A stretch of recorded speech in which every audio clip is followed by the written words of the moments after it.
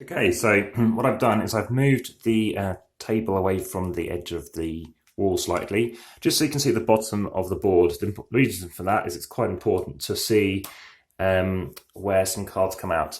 So 7 cards are taken out for a 2-player game and laid out as follows. If it's a blue, yellow, or red cow, it goes in the bottom here. If it is a brown cow, a West Highland, which is worth 4 to buy, then, or it's worth 4 coins, which I'll come on to explaining how that works, then you can get it down here. Now, it's just off shot, but I'll show you that you want basically the 5 points one, obviously, rather than 3 points. So you want to get that sooner rather than later. And then finally, we have the most expensive kind of cow, the purple cow, the Texas Longhorn. And again, you'd rather have the 7 than the 6. So leave that all visible down the bottom. You give 6 coins to the first player, and then you give 7 coins to the person who's second, so it's randomly arranged who actually starts. 8 if you're playing 3-player, and 9 if there's a 4th player, so you're playing clockwise. You also randomly give a card out, so for example, if this is at my card, I'd be getting 3 victory points if I can complete this objective of getting 1 blue, red or yellow cow and 1 brown cow, as well as getting one of my houses out, which you'll see how I'll do in a second. So I'll leave that visible. You can see how many cows you lay out based on the number of players as well. And I've put the board here because for the most part I can explain the game without having to worry about those locations. I've also taken, this is from the number 2 pile, which you'll see here. This actually is quite handy because you get to see all the different 3 types: a cowboy, an engineer, and a builder, or a station master. And again, it's quite easily identifiable based on their colours. And here's your player board, so you can see basically what we'll be doing. In a 2-player game, you're moving your cowboy or your person 3 spaces, or up to 3 spaces. So I could go here, and if you remember my opening hand, I've got 4 cards. I could discard 2 of these, so let's say I do that. I can then gain 4 money. So I just grab my pile of money and start chucking that out. Make it all. You don't actually need too much money left out in the game, especially in a 2-player game. You're constantly using it up, as money is quite tight in this game. And I'm going to take 4 money. So 1, 2, I'll tell you what, I'll take a 5, hand in a 1. I've just discarded 2 1 cards, and that just goes in my deck out of the way. You then immediately draw up 2 more cards, so 2 more, and this time they're different. Very important to have different cards if you can get them. So I've done that action, and now I can remove one of these hazards. Here are some hazards. If you see, I can go this way as well, but it's going to cost me 7 money to do it. I do have 10 money now, but do I want to do it? No. The reason being is I could use money for other things, and to take off a hazard, yes, it can give you victory points, but it's not very useful for me at the minute. So I do that, the next player goes, and then I go onwards. So I go up here, so I can go down to here, that's 1. This allows me to hand in a white cow. I haven't got it in my hands at the minute. I can buy somebody. So as an example, I'll buy somebody to show you what I can do, and I'll buy a builder. So I buy him for 6.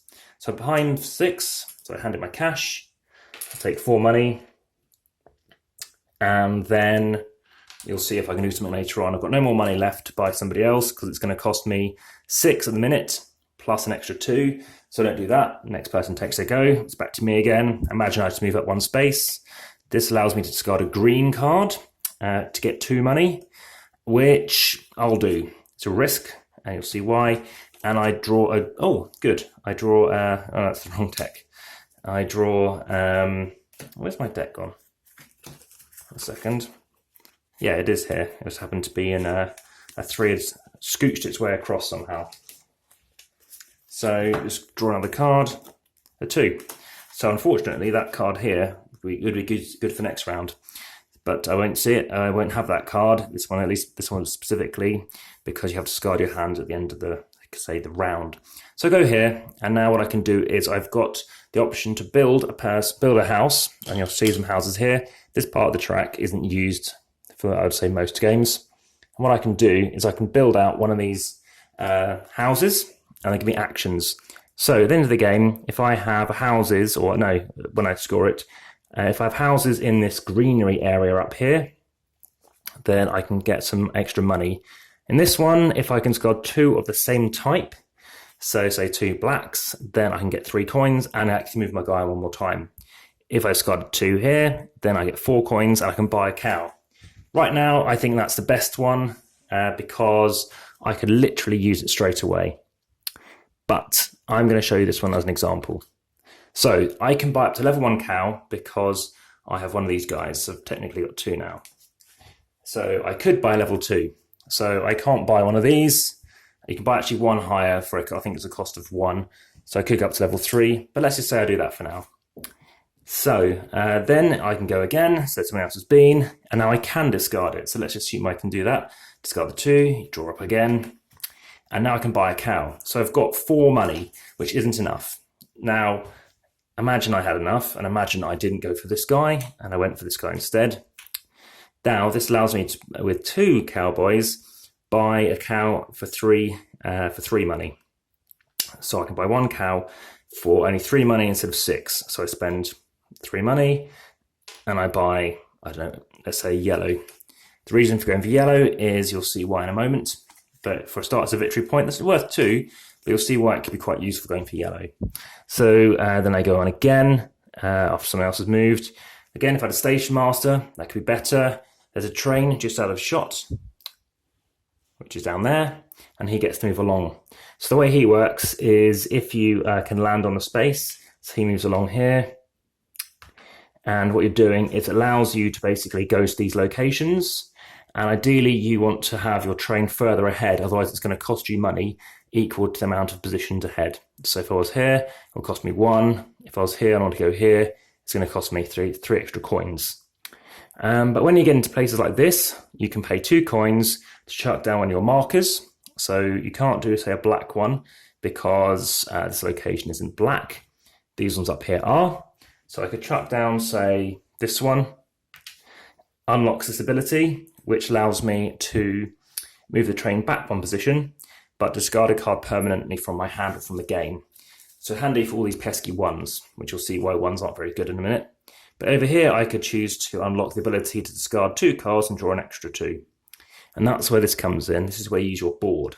So over here, I could unlock the ability to get 2 coins, unlock ability to lose a coin to go back a space, and then move my rosette marker on 1. And you'll see what that means as well in a moment. And again, spend a coin to go forward, stuff like that.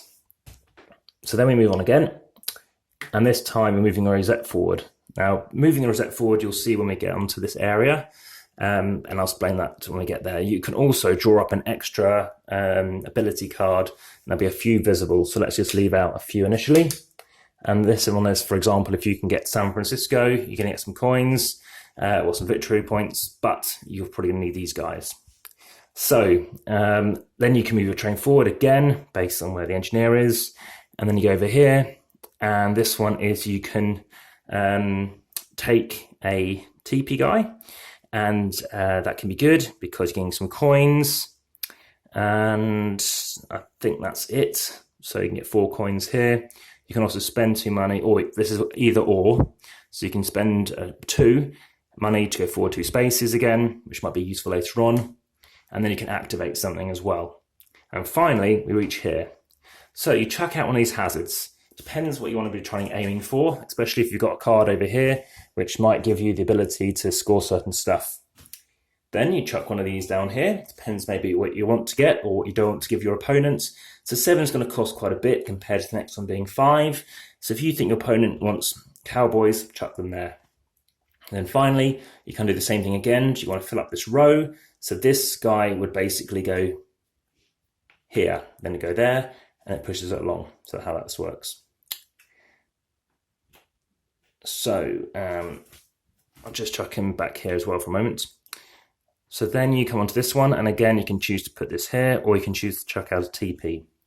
Then you go over here. So this is why it's important to have different cards in your hand.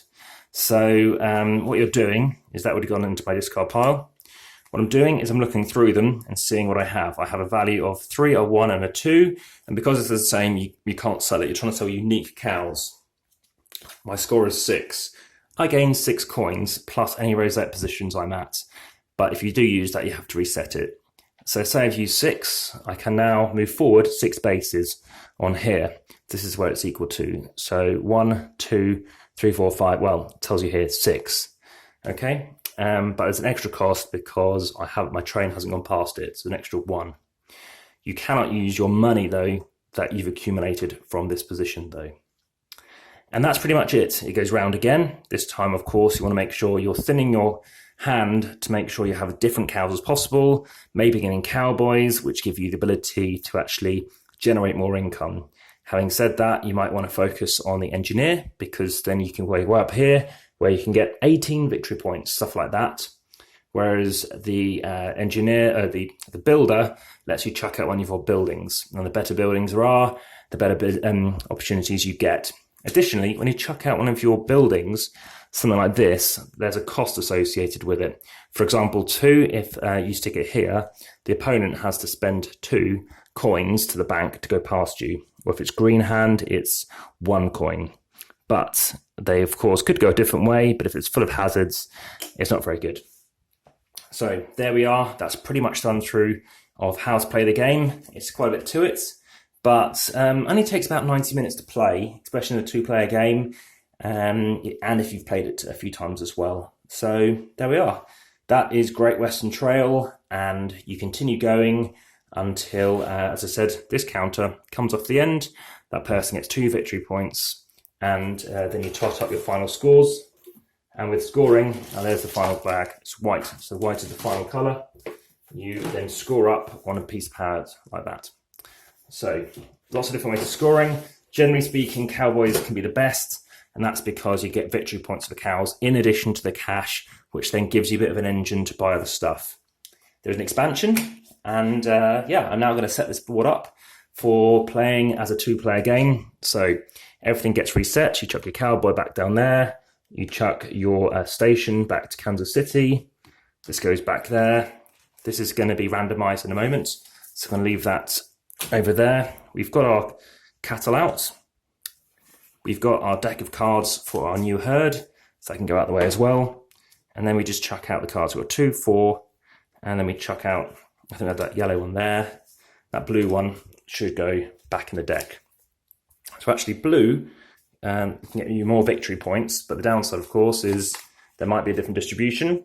And let's not discuss that at this moment in time. Let's make sure you've got a clear pile of cash available and stacks here. Of course, you won't go through all these tiles. I believe they're equally distributed as well. But keep an eye on what your opponent's doing, see where they may want to go, see if you can block their routes. And ultimately, I've heard it's best as a 3. And having played it as a 2 and as a 4, I can definitely see a reason behind that.